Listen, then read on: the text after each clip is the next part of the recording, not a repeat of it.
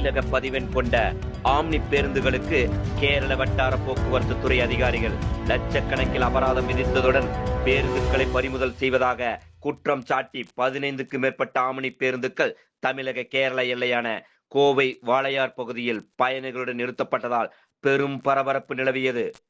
பல்வேறு மாநிலங்களிலிருந்து கேரளாவிற்கு இயக்கப்படக்கூடிய ஆம்னி பேருந்துகள் தமிழகத்தின் கோவை மாவட்டம் வழியாக கேரளாவிற்குள் சென்று வருகிறது. குறிப்பாக தமிழக கேரள எல்லையில் உள்ள வாளையார் பகுதி கேரள மாநிலத்திற்கான முக்கிய நுழைவாயிலாக கருதப்படுகிறது.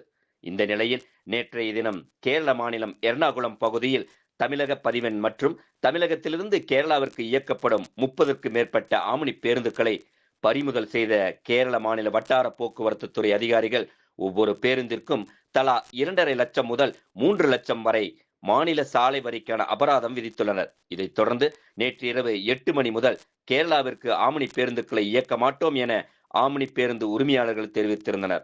8 மணிக்கு முன்பாக பயணிகளை ஏற்றிக்கொண்டு சென்னை, பெங்களூர், ஹைதராபாத் என பல்வேறு நகரங்களில் இருந்து கேரளாவிற்கு புறப்பட்ட 15க்கும் மேற்பட்ட ஆம்னி பேருந்துகள் கோவை அடுத்த வாளையார் பகுதியில் நிறுத்தப்பட்டன.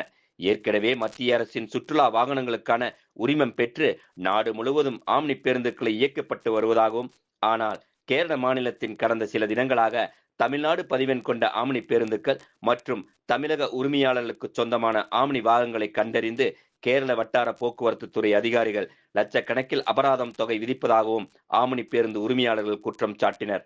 கேரளாவில் தங்கள் வாகனங்களுக்கு உரிய பாதுகாப்பில்லை என்பதால் தற்போது கேரள எல்லைக்குள் பேருந்துகளை இயக்கவில்லை என்றும், போராட்டம் அறிவிப்பதற்கு முன்பாகவே தாங்கள் பயணிகளை ஏற்றியதால் தற்பொழுது தமிழக எல்லை வரை பேருந்துகளை இயக்குவதாக கூறியவர்கள் தேசிய அளவில் சுற்றுலா பேருந்துகளுக்கான உரிமை கட்டணத்தை ஆன்லைன் மூலம் செலுத்தி வரும் நிலையில் மாநில உரிமத்திற்கான கட்டணம் செலுத்தும் வகையறா ஆன்லைன் படிவத்தில் இல்லை என்றும், ஆனால் மாநில வரி செலுத்த வேண்டும் என கேரள வட்டார போக்குவரத்து துறை கட்டாயப்படுத்துவதை ஏற்க முடியாது என்றும் ஆம்னி பேருந்து உரிமையாளர்கள் தெரிவித்து சுமார் 1.5 மணி நேரம் பேருந்துகளை அதே பகுதியில் நிறுத்தினர். இதனால் ஆத்திரமடைந்த பயணிகள் பேருந்து ஓட்டுநர்கள் மற்றும் உரிமையாளர்களிடம் கடும் வாக்குவாதத்தில் ஈடுபட்டனர்.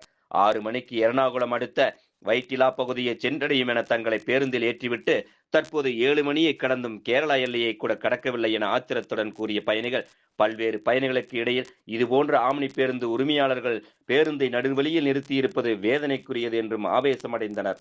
தொடர்ந்து பயணிகள் அனைவரும் ஒன்றிணைந்து கேரள மாநிலத்திற்குள் போக்குவரத்து துறையினர் பேருந்தை பறிமுதல் செய்யும் நடவடிக்கையில் ஈடுபட்டால் தாங்கள் பேருந்து உரிமையாளர்களுக்கு உறுதுணையாக நிற்போம் என உறுதியளித்ததை அடுத்து பயணிகள் நலன் கருதி பேருந்துகளை இயக்குவதாக கூறி 1.5 மணி நேரத்திற்கு பிறகு நிறுத்தி வைக்கப்பட்டிருந்த பேருந்துகள் மீண்டும் கேரளாவுக்குள் இயக்கப்பட்டதால் அங்கு பதட்டம் தணிந்தது.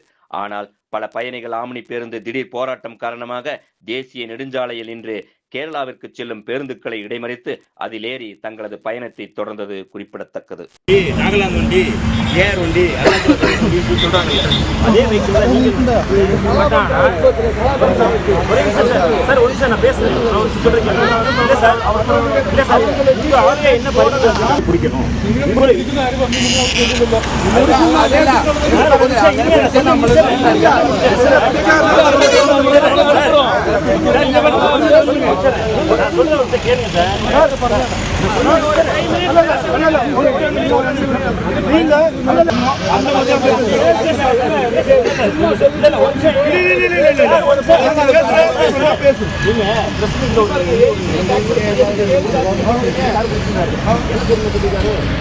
நாட்டில் உள்ள வண்டி